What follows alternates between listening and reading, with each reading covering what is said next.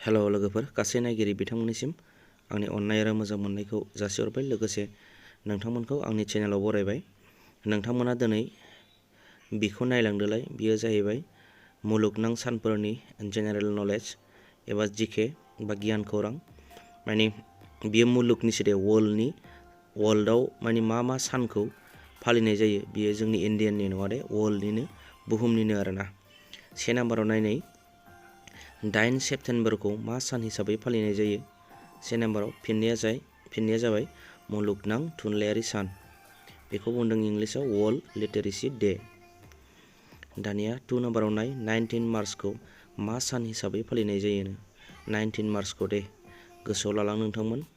मुलुगनां लोरबांथि सान माने वर्ल्ड डिसेबल्ड डे होननानै मिथिनाय जायोनो 19 मार्चखौ। 3 नाम्बाराव नाय दानिया 27 सेप्तेम्बरखौ मा सान हिसाबै फालिनाय जायो?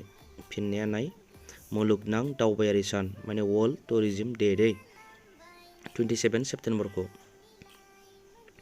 4 नाम्बाराव नाय दानिया 7 एप्रिल सानखौ मा सान हिसाबै फालिनाय जायोनो? बे वर्ल्डनि गोजा दे, वर्ल्डआवनो फालिजोबो बेखौ।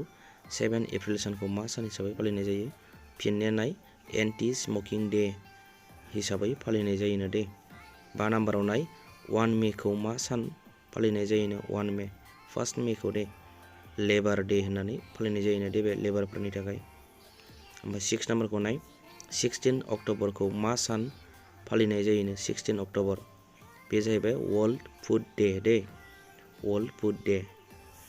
ओमफ्राय 7 नाम्बाराव नायबावदो नै 21 मार्चखौ मा सान फालिनाय जायोनो? 21 मार्चखौ माने 21 मार्चखौ आरोना मा सान फालिनाय जायो? फिननाया जाहैबाय वर्ल्ड फरेस्ट्रि डे दे, वर्ल्ड फरेस्ट्रि डे। ओमफ्राय 8 नाम्बाराव नाय 17 मेखौ मा सान फालिनाय जायोनो? फिननाया नाय वर्ल्ड कमिउनिकेसन डे।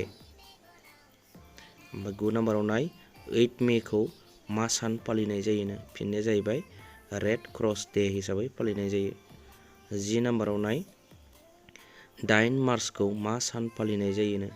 8 मार्चखौ दे मा सान हिसाबै फालिनाय जायोनो? वर्ल्डआव इन्टारनेसनेल वमेन्स डे हिसाबै फालिनाय जायोनो दे, गोसोआव ला इन्टारनेसनेल वमेन्स डे 8 मार्चआ। बेनि उनाव 10 डिसेम्बर माने 10 डिसेम्बरखौ मा सान हिसाबै फालिनाय जायोनो?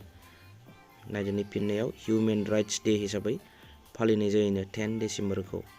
12 नाम्बाराव नाय 11 जुलाइखौ मा सान हिसाबै फालिनाय जायोनो? 11 जुलाइखौ दे फिननाया नाय वर्ल्ड पपुलेसन डे हिसाबै फालिनाय जायोनो दे। 13 नाम्बाराव नाय 6 आगष्टखौ मा सान फालियोनो? 6 आगष्टखौ फिननाया जाहैबाय हिर'शिमा डे दे। दाना 14 नाम्बाराव नायनै 23 बा 23 एप्रिलखौ मा सान फालियोनो? World book and copyright day हिसाबै फालिनाय जायोनो दे। 15 नाम्बाराव नाय मे 2 सानडेखौ मा सान फालियोनो? मे दाननि 2 सानडेखौ दे, नैबे सानडे खनसे थांबाय आरो नेक्स्ट सानडे खनसे फैबावनायखौ आरो मा सान हिसाबै फालिनाय जायोनो? फिननाया जाहैबाय नै फादार्स डे हिसाबै मानिनाय जायोनो दे। 16 नाम्बाराव नाय 5 जुनखौ मा सान हिसाबै फालियो? बे बिराद इम्परटेन्ट, मस्ट इम्परटेन्ट दे 5 नाम्बारा। 5 जुन जोङो दंफां लाइफां गायोना बे समाव स्कुलफ्राव बा अबेबा अफिसफ्राव थानाय मानसिफ्रा, बे जाहैबाय इनभाइरनमेन्ट डे दे, आबहावा सान होननानै जोङो बिफां लाइफां गायोना स्कुलफोरावबो, बेनो आरो। 17 नाम्बाराव नाय 17 नाम्बाराव 20 जुनखौ मा सान फालियोनो? 20 जुन फिननाया जाहैबाय मादार्स डे। जोङो मादार्स डे खुङोना, गोबां मानसिया फेसबुकफ्रावबो होलायलायोना गावनि बिमाजों फटक लानाय मानायनो, बियो दै 20 जुन 20 जुन। 18 नाम्बाराव नाय 12 अक्ट'बरखौ मा सान हिसाबै फालियोनो? 12 अक्ट'बरखौ फिननाया जाहैबाय वर्ल्ड राइट डे हिसाबै फालियोनो दे, वर्ल्ड राइट डे। आसा खालामो नोंथांमोना भिडिअखौ नायनानै मोजां मोनबाय। आंनि बुंनाया बेखिनियानोसै।